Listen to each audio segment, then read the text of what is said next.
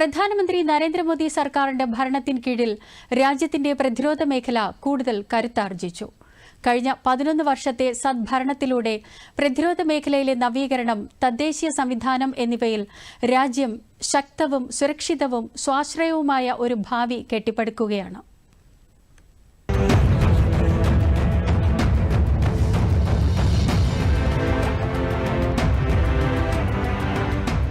അതിർത്തികൾ സംരക്ഷിക്കുന്നത് മുതൽ ആഗോള പങ്കാളിത്തങ്ങളെ പുനർനിർവചിക്കുന്നതുവരെ കഴിഞ്ഞ 11 വർഷങ്ങൾ ഇന്ത്യയുടെ പ്രതിരോധത്തിലും തന്ത്രപരമായ നിലപാടിലും ഒരു പുതുയുഗം അടയാളപ്പെടുത്തി.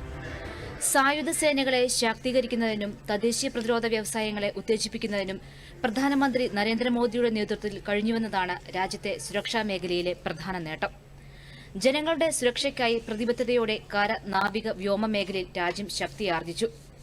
ബ്രഹ്മോസ് മിസൈലുകൾ, റഫേൽ യുദ്ധവിമാനങ്ങൾ, ദിവ്യാസ്ത്ര, INS വിക്രാന്ത്, തേജസ് യുദ്ധവിമാനങ്ങൾ എന്നിവയെല്ലാം പ്രതിരോധ മേഖലയുടെ കരുത്തിന് മുതൽക്കൂട്ടായി. ആഗോള സുരക്ഷയിൽ ഇന്ത്യ വിശ്വസനീയ പങ്കാളിയായി മാറുന്നതിനൊപ്പം പ്രധാനമന്ത്രി നരേന്ദ്രമോദിയുടെ ദീർഘവീക്ഷണ നയങ്ങളാൽ പ്രതിരോധ ഇറക്കുമതിയിൽ നിന്ന് കയറ്റുമതിയിലേക്ക് രാജ്യം വളർന്നു. ഇന്ത്യയുടെ പ്രതിരോധ കയറ്റുമതി 2014-ൽ 1941 കോടി രൂപയായിരുന്നു.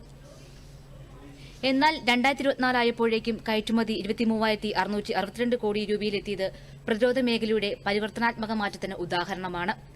വർദ്ധിച്ചുവരുന്ന സൈനിക ശക്തിയെ ലോകം അംഗീകരിക്കുമ്പോൾ ഇന്ത്യ അതിർത്തികൾ സുരക്ഷിതമാക്കുക മാത്രമല്ല, വികസിതവും തദ്ദേശീയവുമായ നേട്ടങ്ങൾ ആഗോള സ്ഥിരതയ്ക്ക് സംഭാവന നൽകുന്ന രാജ്യവുമായി.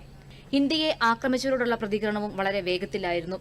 സർജിക്കൽ സ്ട്രൈക്ക്, എയർ സ്ട്രൈക്ക് തുടങ്ങി ഓപ്പറേഷൻ സിന്ദൂർ വരെ രാജ്യത്തിന്റെ സൈനിക ശക്തിയുടെ ധീരമായ ഇടപെടലുകളും ലോകത്തിനു മുന്നിൽ യശസ്സുയർത്തുകയാണ് ഇന്ത്യ.